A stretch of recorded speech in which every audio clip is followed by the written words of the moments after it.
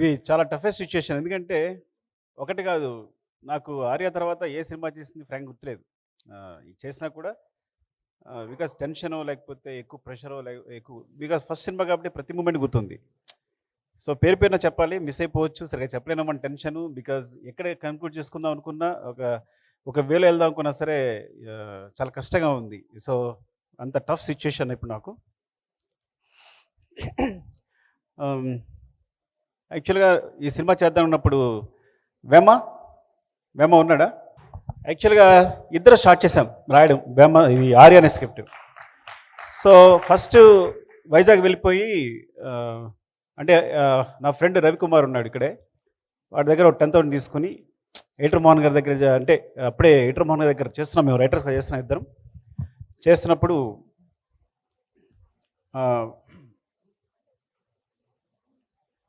Continue editor Mohan గారి దగ్గర చేస్తున్నప్పుడు సరే ఇంకా వదిలేసి మనం డైరెక్ట్ చేద్దామని చెప్పి నా ఫ్రెండ్ రవికుమార్ దగ్గర ఒక 10,000 తీసుకుని మేము వైజాగ్ వెళ్ళిపోయాం. హరిప్రసాద్ అని ఉన్నాడు, వాళ్ళ ఇంట్లో కూర్చుని ఇద్దరం స్క్రిప్ట్ రాయడం మొదలుపెట్టాం. అలా స్టార్ట్ అయింది దీనికి నాంది స్క్రిప్ట్. తర్వాత మళ్ళీ వచ్చిన ప్రకాష్ అని ఇంకో ఫ్రెండ్ ఉన్నాడు నాకు, తనతో డిస్కస్ చేసి we start the journey like that. And thank యూరా, ఇప్పటివరకు అసలు ఈడు దొంగ వాయి చేత కష్టపడి రాయించాలి ఇటు చేత. అంటే నిజంగా ఈడు కనుక పెన్ను పెట్టి రాస్తే ఇప్పుడు ఇండస్ట్రీలో ఎవ్వరు సరిపోరు. అంటే లేజీ బద్దకిస్ట్ ఇంటెలిజెంట్ అనమాట వీడు. సరే ఇటు సందర్భం వచ్చినప్పుడు చెప్తాం కదా ఎప్పుడైనా వీడి సినిమా అయినప్పుడు. అండ్ అలా స్టార్ట్ అయింది. తర్వాత నేను రాజుగారికి మాంటేజ్ చెప్పడం, సినిమా చేయాలనుకోవడం. రాజుగారి నిజాయితీ ఏంటంటే సినిమా చేద్దాం, ఢిల్లీ హిట్ అయితే కేవలం నా సిన్సియరిటీ, ఒక్క మాంటేజ్ అంతే. ఆయన కూడా ఒక మాంటేజ్తో అద్దరిపోయిందని చెప్పి ఆ మాంటేజ్ కోసం కూర్చుని సినిమా చేద్దామని. ఢిల్లీ సినిమా హిట్ అయిన తర్వాత నాకు ఫోన్ చేసి రా సినిమా చేద్దామని. అక్కడ కూడా విచిత్రం జరిగింది. సినిమా చేద్దాం అంటే ఒక స్క్రిప్ట్ ఇచ్చారు నాకు, అదొక రీమేక్ మూవీ. అంటే అప్పుడే ఎస్టిమేటర్ కదా, కొంచెం పొగరగా ఉంటాం మనం, ఇప్పుడే వచ్చామని చెప్పి ఆ స్క్రిప్ట్ వెనక్కి చూశాను, నేను చేయను రీమేక్ అని. మరి అయితే కథ చెప్పు అన్నారు. మీకు మాంటేజ్ చెప్పాను కదా, ఆ మాంటేజ్ నా కథ చెప్తాను మీకు అని. సరే చెప్పు అన్నారు. చెప్పాను. అదొక విచిత్రం కదా, ఇట్స్ అ లాంగ్ స్టోరీ, చాలా అందరు ఇన్వాల్వ్ అయి ఉంటారు అందులో. సో అట్లా సరే మనం వెళ్ళిపోదాం సినిమాకని. అదే ఆ ధైర్యం, ఫస్ట్ ఆఫ్ ఆల్ అంత ధైర్యంతో ముందుకు వచ్చి ఒక కొత్త సినిమాని, ఇప్పుడంటే కొత్త డైరెక్టర్స్ అందరికి కూడా చాలా అవకాశాలు వస్తున్నాయి. అప్పుడు కొత్త డైరెక్టర్ని ఎవరైనా ప్రోత్సహించేవాళ్ళు లేరు, సినిమా ఇచ్చేవాళ్ళు లేరు. అలాంటి సందర్భంలో అయినా ఒక కొత్త డైరెక్టర్తో అంత గట్స్తో సినిమా చేయాలనుకోవడం చాలా గొప్ప విషయం. చాలా తక్కువ మంది డైరెక్టర్స్, చాలా తక్కువ మంది, ఎక్కడో కానీ ఛాన్స్ వచ్చేది కాదు. Thank you so much sir, మీకు లైఫ్ లాంగ్ రుణపడి ఉంటా విషయంలో. బికాస్ మీరు అప్పుడు ఆ ప్రామిస్ అనగా లేకపోయి ఉంటే, అంత ధైర్యం ఇచ్చి ఉండకపోతే ఈ సినిమా ఇప్పుడు ఉండేది కాదు, మేము చేసి ఉండేవాళ్ళమే కాదు. Thank you so much sir. దాని తర్వాత బన్నీ కథ చెప్పడం జరిగింది. చెప్పిన తర్వాత కొంచెం స్పేస్ వచ్చింది. యాక్చువల్గా ఈ సినిమా మూడు అన్న కారణం, మొదటి కారణం రాజుగారు అయితే, రెండో కారణం తన భవిష్యత్తును తన వెతుక్కున్నట్టు బన్నీ ఈ కథ నాకు కావాలని పట్టు కూర్చుని సార్తోనూ అందరితోనూ పోరాడి మళ్ళీ వచ్చి మమ్మల్ని అందరినీ మూవ్ చేసేటట్టు చేసి ఈ ప్రాజెక్ట్ అయ్యేటట్టు చూసుకున్నాడు. నేను యాక్చువల్గా కథ చెప్పిన తర్వాత ఇది ఇంకా జరగదేమో అనుకుని నేను వేరే స్క్రిప్ట్ కూడా, రాజుగారు వేరే కథ ఇస్తే కనుక దాన్ని డైలాగ్స్ రాయడం మొదలుపెట్టాం, నేను వేమ ప్రకాష్ అందరం. సో ఇంకా డైలాగ్ రైటర్గా చేద్దాం, ఎప్పుడో చేసుకోవచ్చులే అనుకున్నాను. కానీ తను వచ్చి ఈ కథని రౌండప్ చేసి చేద్దాం, ఈ సినిమా చేయాలి, నాకు నచ్చింది అని చెప్పి. ఫ్రాంక్గా చెప్తాను, ఏజ్ అప్పుడు 18 19, ఆ ఏజ్లో ఆ మెచ్యూరిటీ, బాగా అలరగా ఉండేవాడు. కానీ అప్పుడే దాంట్లో నా ఫ్యూచర్ ఇందులో ఉంది అని పట్టుకుని మమ్మల్ని పుష్ చేసి ఈ got the vibes. Thank you darling, definitely thank you so much. రెండు విధాలుగా కూడా, అటు real life and real life both are నీ వల్లే బేస్ అయి ఉన్నాను ఎప్పటికీ కూడా. నీ ఇట్లా నిలబడి ఉన్నాను కాళ్ళ మీద అంటే definitely you are the base, ఎప్పటికీ మర్చిపోలేను. ఆ మాట చెప్పినప్పుడల్లా నా బాడీ వణుకుతూ ఉంటుంది. Love you darling. And darling Devi, అప్పుడు దేవి ఒక సెన్సేషన్. సినిమా చేస్తే నేను 2 అడిగాను రాజుగారిని, 3 అడిగినట్టున్నా.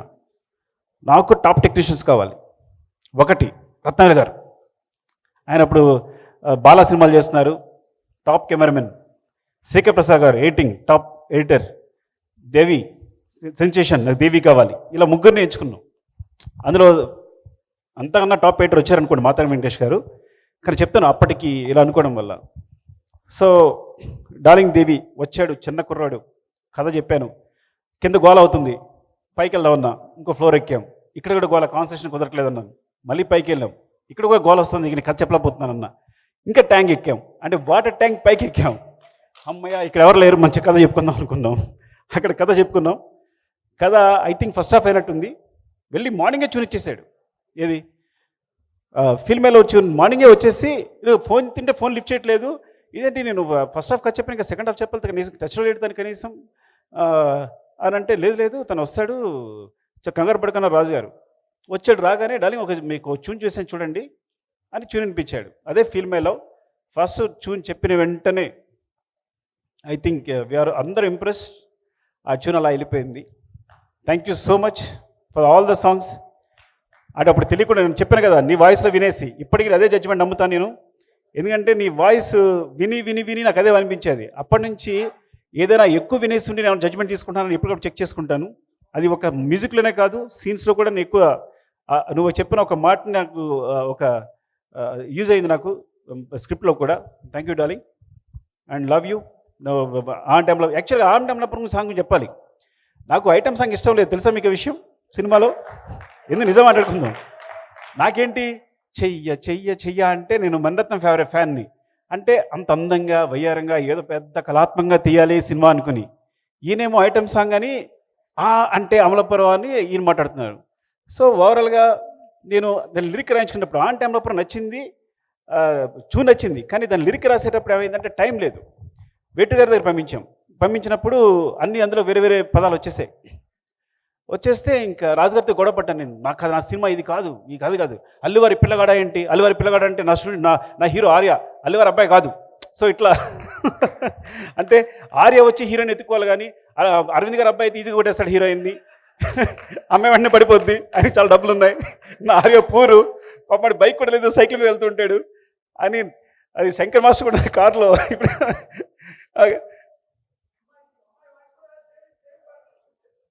అవును, అమ్మాయి వాయిస్ కూడా లేదు అప్పుడు అని అట్లా. సో ఆ సాంగ్ గురించి, సో నాకు ఐటమ్ సాంగ్ అంటే ఐటమ్ సాంగ్ అనుకోవాలి, నేను చేయాలని క్లాస్ సాంగ్ అనుకున్నాను.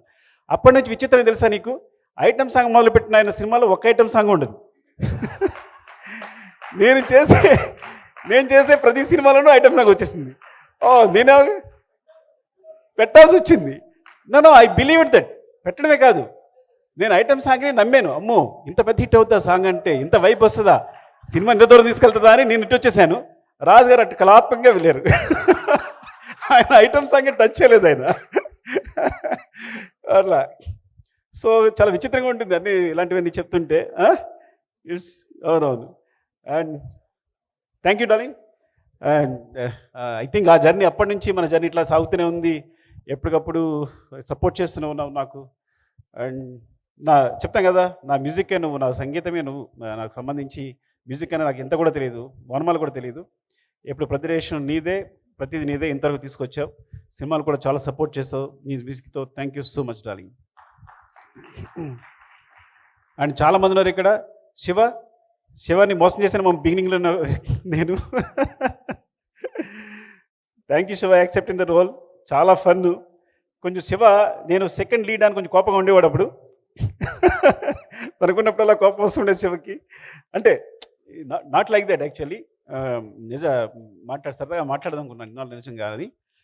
And I was so impressed అప్పుడు నువ్వు చేసే పర్ఫార్మెన్స్ కానీ, నీ ఐస్ చూసే విధానం కానీ, అండ్ మీ కాంబినేషన్ కూడా కరెక్ట్గా కుదిరేది. And thank you Shiva, love you. ఒక్కొక్కరు మాడుతుంటే సుబ్బు, ఐ థింక్ ఆ సుబ్రాజన్ చూసారా ఒకసారి నిలబడడం, చెప్పండి ఎలా ఉన్నాడు ఆయన? సుబ్బు అలాగే ఉన్నావు నువ్వు, అసలు ఏం మారలా. మరి ఏం మేనేజ్ చేస్తే అర్థం కావట్లా. కొట్టుకునే వాళ్ళం కదా మనం. నువ్వు కొట్టుకుంటే సరిపోయేది కాదు నాకు, నేను గట్టిగా పట్టి స్పృహ పడిపోయింది కూడా. ఒకసారి రామలక్ష్మి గారి కథ చెప్తూ గట్టి కొట్టుకోవాలి అంటే, విలను ఇలా కొట్టుకుంటే అమ్మాయి అంటే కొట్టుకుంటాడని కొట్టుకుంటూ పడిపోయాను నేను. కొడుతు అంత గట్టి కొట్టుకున్నా. సుబ్బుకి కొట్టించాం కదా అట్లా. Thank you. అండ్ రత్నవేల్ గారు చెప్పాను కదా నేను టాప్ కెమెరామెన్ కావాలి సూపర్ అని. So actually I learned a lot brother. First because as assistant డైరెక్టర్గా నేను స్టార్ట్ చేసి, యాక్చువల్లీ అసిస్టెంట్ డైరెక్టర్ ఇక్కడ చేయలేదు నేను, కానీ రైటర్గానే చేశాను. అంటే వినయ్ గారితో చేసినా కూడా రైటర్గా ఉండేవాడు కానీ చూసేవాడు కానీ వినయ్ గారు నాకు ఏ పని చెప్పేవారు కాదు. So whatever I learn from Vinay garu only. So thanks to I always నా సినిమా గురు వినయ్ అనే చెప్తాను. బికాజ్ నేనైతే నేర్చుకున్నాను, తన నుంచి నేర్చుకున్నాను. ఏమన్నా నాకు నేర్పినా తనే నేర్పారు, తనే సపోర్ట్ చేశారు. Thank you sir, thank you so much for your love Vinay garu. And and తర్వాత ఫ్రాంక్గా చెప్పాలంటే సినిమాకి సంబంధించి నా గురువు రత్నవేల్ గారే. అండ్ బిగినింగ్ ఐ రోట్ నేను కూర్చుని మా శివగాడు ఉన్నాడు, కెమెరామెన్ శివ, మన శివ ఉన్నాడా, వచ్చాడా? శివ అసిస్టెంట్గా చేశాడు కదా, శివను పట్టుకుని షార్ట్ డివిజన్ రాసేసుకున్నా. ప్రతి సీన్కి ఇంత బుక్ ఉంటుంది, ఇంకా ఉంటుంది అది షార్ట్ డివిజన్. సో అవి కొన్ని సాధ్యమయ్యి కొన్ని సాధ్యం కానీ ఉండేవి. సో సెట్లోకి వెళ్ళినప్పుడు ఆ ప్రాబ్లం ఎదురయ్యేది తనతో. సో ఆ విషయంలో తను సపోర్ట్ చేసేవాడు. నో సుకు ఇది కాదు, ఇది రాదు డెఫినెట్గా ఈ కాంబినేషన్ ఇట్లా రాదు, ఇలా చేయొచ్చు అని. సడన్గా 1 వీక్ తర్వాత ఆయన వదిలేసి వెళ్ళిపోయారు వేరే సినిమాకి. నేను దేవా ఓ 2 రోజులు షూట్ చేయాల్సి వచ్చింది. ఎంత టెన్షన్ పడ్డామంటే గుర్తుందా, ఫ్రూట్స్ ఇచ్చేసి దేవా అంటాడు, సార్ ఇంత పాయింట్ ఆఫ్ వ్యూ సార్ ఇంకా పోండు అంటాడు. అరే అంటే అంత పాయింట్ ఆఫ్ వ్యూ సార్ ఇంకా పోండు అంటాడు. ఏంటి ఇక్కడి నుంచి ఇక్కడ కెమెరా కదపడానికి నేను ఒకసారి బేసిక్స్ ఆలోచించుకున్నా. ఈ సినిమా ఏంటి ఇంత ఏదో కొంచెం కొత్త గొప్ప మ్యాథమెటిక్స్ చెప్పొచ్చున్నాం కదా, ఉన్నవి 4 లెన్సులు, దీనికోసం ఎందుకు టెన్షన్ పడుతున్నావు? Okay these are only axis, ఇంత మించే ఉంటుంది. అరే నువ్వు అలా ఉండి పక్కన పెట్టు, కెమెరా కూడా పెట్టు, కెమెరా పెట్టు అని. Then I started the direction. Actual direction అక్కడ స్టార్ట్ అయింది నాది. Thank you so much brother for your love. And Deva, అప్పుడు దేవా కూడా చాలా సపోర్ట్ చేశాడు, ఆర్టిస్ట్ పొజిషన్ ఇవ్వడం కానీ అది కానీ. థ్యాంక్ యూ దేవా, ఉన్నాడు లేడు ఇక్కడ. అండ్ తర్వాత కొంత క్లాష్ తను విజయ్ చేశాడు, విజయ్ చక్రవర్తి చేశాడు. Vijay thanks for your support, చాలా చాలా సపోర్ట్ చేసావు ఆ టైంలో. Thank you so much. And Shankar master, నాకు తెలుసు చాలా జోకులు ఉండే నా మీద.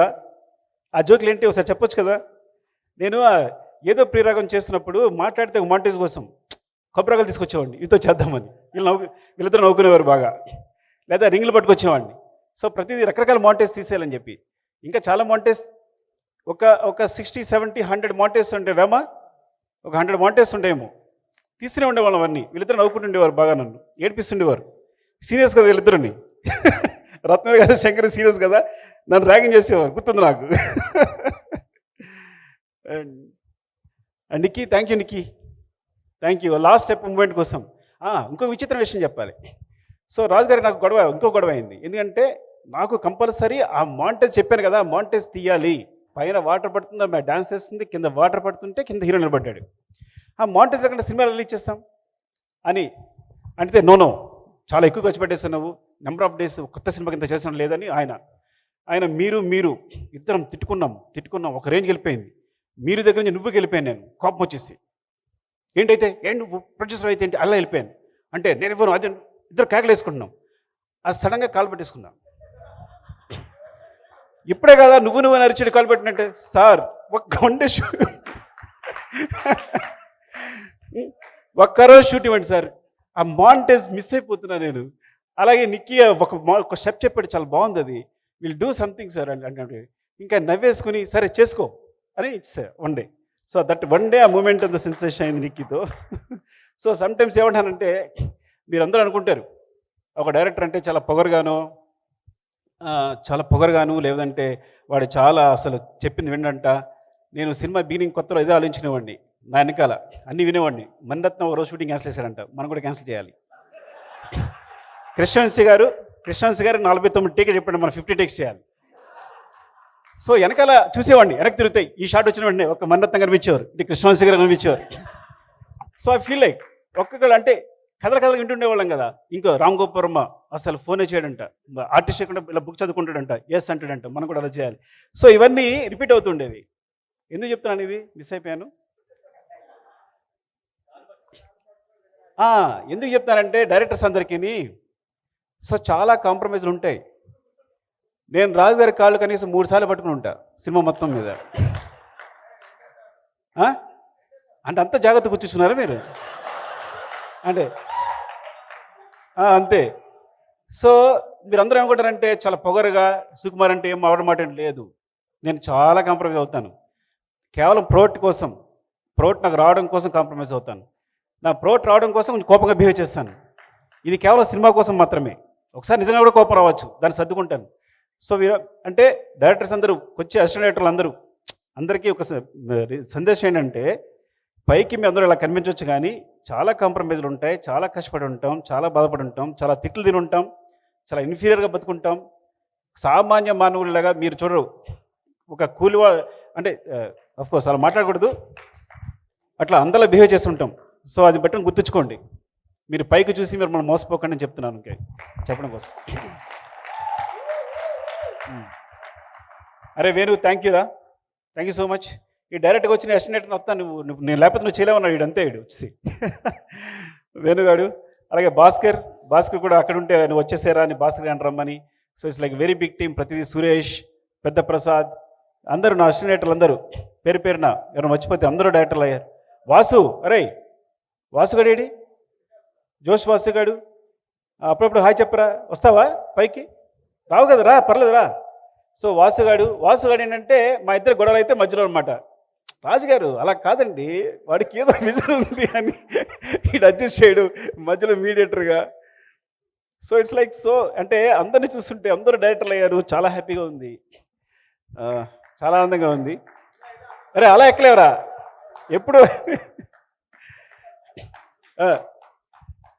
సో వాసు, హర్ప్రసన్న రా, నువ్వురా. ఎందుకంటే ఈయన జడ్జి అప్పుడు కథ చెప్తున్నప్పుడు ఏంటి వేమ నేను కథ రాస్తుంటే ఈయన ప్రతి సీన్ బాగుందా లేదని చెప్పేవాడు. వీళ్ళుంటేనే కూర్చొని రాశాం. రవి ఉన్నాడా? వేణు అంటే టీం అందరూ వస్తే బెటర్. ఒక్కసారి నా అసిస్టెంట్ టీం అందరూ వేణు, సురేష్, ఎవరెవరు వచ్చారు? వేమ, రవి. సో పేరున చెప్పాలంటే అక్కడ మిస్ అయిపోతే అభినయ, థ్యాంక్ యూ సో మచ్. నువ్వు డాన్స్ చేసే వరకు నేను నమ్మలేదు, నాకు తెలుసు నువ్వు కోపంగా చూసావు ముందు నన్ను కదా, ఇప్పుడే కోపం ఉంది నీకు. నేను వేరే పెద్ద హీరోని ఊహించుకున్నా. రాజుగారు అమ్మాయికి బిజినెస్ క్లాస్ టికెట్ వేయాలని చెప్పి ఆప్ చేశారు అమ్మాయిని. తెలుసులేండి మాకు, సీరియస్గా డార్లింగ్. నేను ఒక పెద్ద హీరోయిన్ని ఊహించుకుంటే ఆయన బిజినెస్ క్లాస్ టికెట్ కోసం అమ్మాయిని క్యాన్సిల్ చేశారు. కానీ అంతకన్నా పుష్పక విమానంలో ఈ అమ్మాయి వచ్చింది. She so beautiful. వచ్చాక ఒక మూమెంటేగా నాకు అర్థమైంది, కళ్ళు తిరిగిపోయాయి. నాకు కావాల్సింది టాలెంట్ అని, అంత అద్భుతంగా చేసింది. ఇప్పుడు నువ్వు డాన్స్ చేస్తుంటే ఆయన ఎంత ముచ్చడిపోతున్నాడు బన్నీ గారు, యూనో దట్. సో ఇప్పటికి కూడా అదే గ్రేస్ ఉంది. ఎంత అద్భుతం చేసావంటే thank you so much. And sir, Aravind sir, నేను చెప్తాను కదా, ఎవరిని నాకు బిగినింగ్లో తెలిసేది కాదు, లెక్చర్గా చేసి వచ్చాను. నాకు 2000 మంది students, exaggeration maybe 1000 or 1500 what ever. 1500 ఉంటారా బుచ్చి? ఉంటారా కాలేజీలో? మన కాలేజీలో ఈజీగా ఉంటారు. లాంగ్ టర్మ్ వాళ్ళు అందరూ పొద్దున్న లేస్తే అక్కడ నిలబడితే వస్తే అందరు గుడ్ మార్నింగ్ సార్ అండి. ఇక్కడ నేను వస్తే సూట్ కేసు మోయాలి, అందరికి గుడ్ మార్నింగ్ చెప్పాలి. సో అయినా సరే ఆ లెక్చర్ బుద్ధి పోలా. ఒకసారి నేను సెట్లో కూర్చున్నాను, షూటింగ్ చేస్తున్నాను. అరవింద్ గారు వచ్చారు. ఆయన ఎంత ఇది తీసుకుంటారు, వచ్చారు. నేను రిలైజ్ అవ్వాలా, రత్నాలు గారు ఇలా గోకుతున్నారు, కాల్తీ అని. అంటే నేను కాలు మీద కాలేసుకున్నాను అనమాట. అరవింద్ గారు ఎదురుకుండా, sir I'm very sorry for that.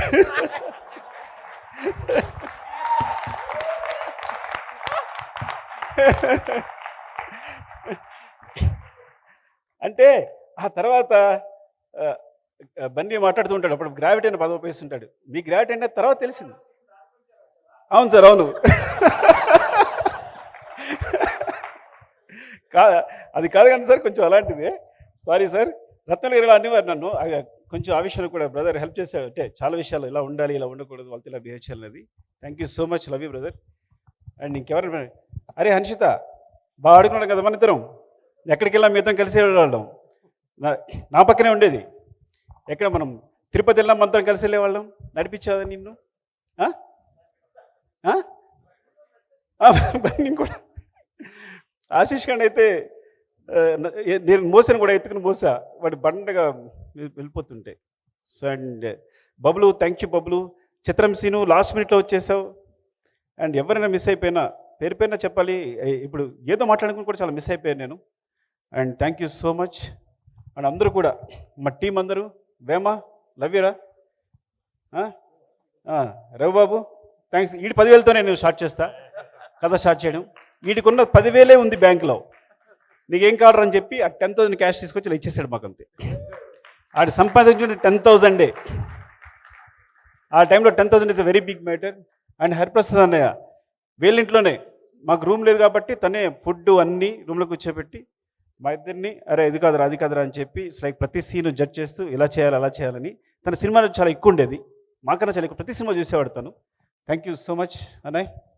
And వాసుగా ఈడికే చెప్పే ఫస్ట్ తర్వాత కథ చెప్తే రాజుగారు నీకు సురేందర్కి చెప్పినట్టుగా సూర్య అందరికీ ఒక్క నిమిషం చెప్పేస్తా మీకు బోర్ కొడదేమో.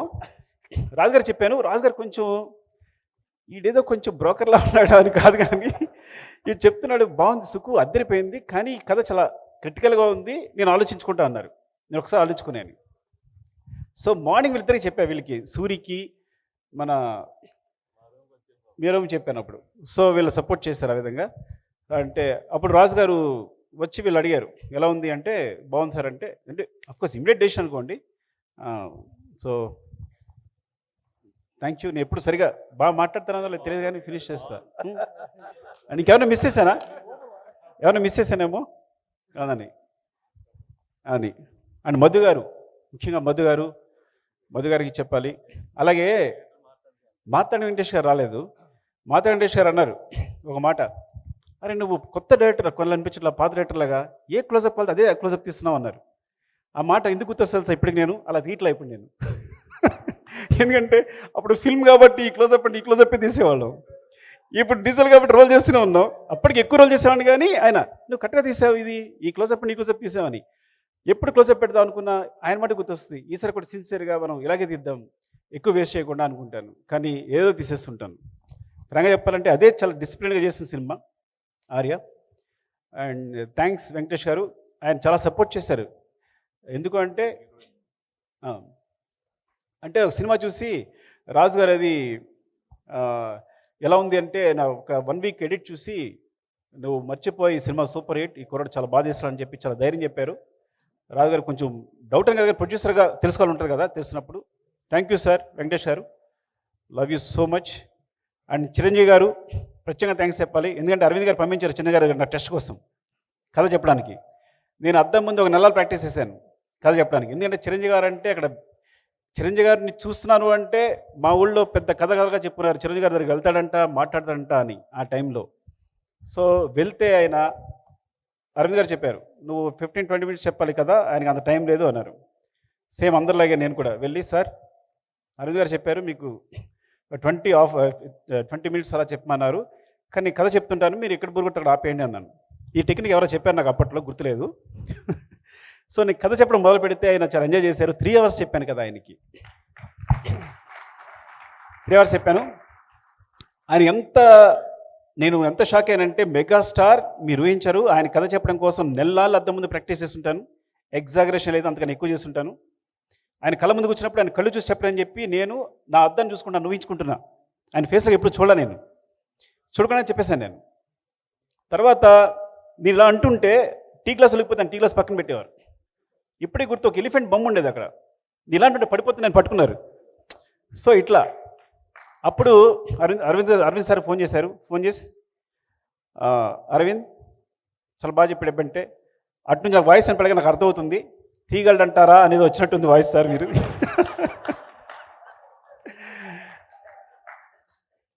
బికాజ్ నాకు ఎక్స్పీరియన్స్ లేదు, ఏ సినిమాకి అసినేట్గా చేయలేదు పెద్దగా, సో డెఫినెట్గా డౌట్ ఉంటుంది. ఇక్కడ నుంచి ఆ మాట అన్నారు, ఈ సినిమా కెమెరా పాతి తీసిన హిట్టే తీ అన్నారు. థ్యాంక్ యూ సార్ చిరంజీవి గారికి.